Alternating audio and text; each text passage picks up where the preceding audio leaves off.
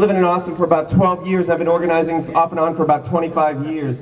I've done all kinds of things, environmental work, poverty issues, animal rights and stuff. And I've been targeted by the FBI, the NSA, and the Joint Terrorism Task Force since at least 1999 to about 2008 that we know for sure.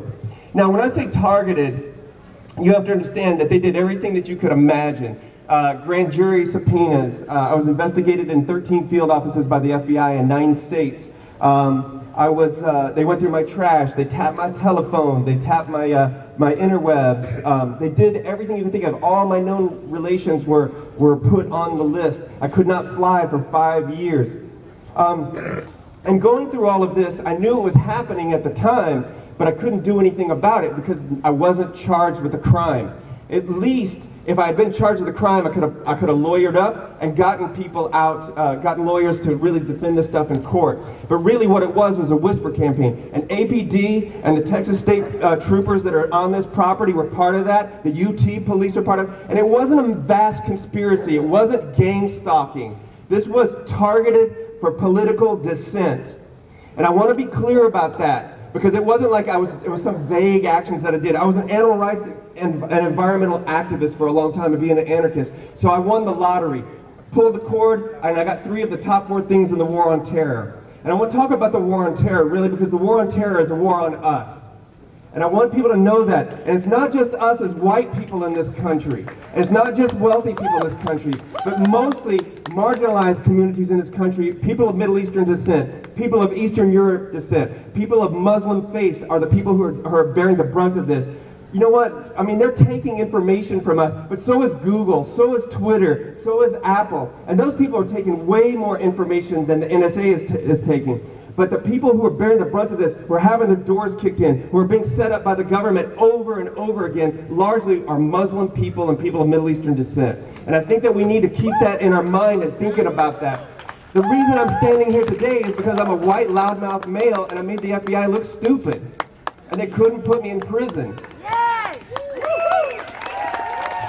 And I want to tell you, I have a lot of friends who have gone to prison. Muslim friends of mine went to prison, and other friends of mine went to prison. And and it's definitely targeted. And the wider surveillance is bullshit. It does not stop crime. Did it stop Boston? No. And what did they do around September 11, 2001? When the FBI brought their own people in, when Colleen Riley brought these people to the attention, did it stop it then? No, it did not stop it then. So we cannot give up our rights in doing these things because of surveillance. Do not be afraid. And I want to tell you, in New Orleans, after Hurricane Katrina, when I co-founded an organization, the police literally and Homeland Security tried to kill me. Not figuratively, laid down, face down on the ground numerous times with guns in my head where they tell me they're going to blow my damn brains out. That kind of stuff. So when I came out of New Orleans and all the surveillance stuff started coming to the surface, I had to ask myself, what are the 2 worst things that could ever happen to any of us? They can either kill us or they can put us in prison. And if I'm not afraid of any of those, and I hope that neither of you are afraid of those generally, that we will fight for this, because we cannot give up our rights. And I don't mean constitutional rights. I mean our rights as humans on this planet to make decisions and determine our own futures for collective liberation. I don't need a piece of paper written by a bunch of old dead white guys to tell me or not. Sure, it's something that helps us along the way, but we have our rights, and I would fight for those anyway, no matter how repressive a regime we have in office. And I hope that you would too. And if you won't, I hope that you will support people who will do that also. It is not. In Egypt, they don't have the Constitution, and people are standing up for their own rights. Get out of here! Hey, dude, get out! You have your right to talk. But I can tell you that the Constitution didn't stand between me and a bullet. The Constitution didn't stand between me and the prison system. The court system, it didn't protect me. Now you can disagree all that you want, and I think that if people want to restore the Fourth, I think that's an important thing to do. I love this. You're selling people, my man. You're selling them. What about it?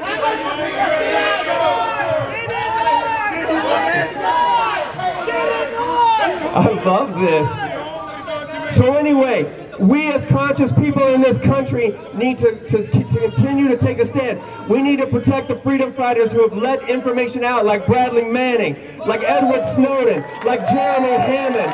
All of these people who have released information, not just from the government, but from the multinational corporations who have also collected all this information on us and are selling it and are using it against us, that we need to continue to stand up. It's important for y'all to stand here today. It's important for you to tell your sisters, your brothers, to tell everybody about it. And it's important for you not to think that people are asleep, because everybody knows shit's bad. It's just that they just know that,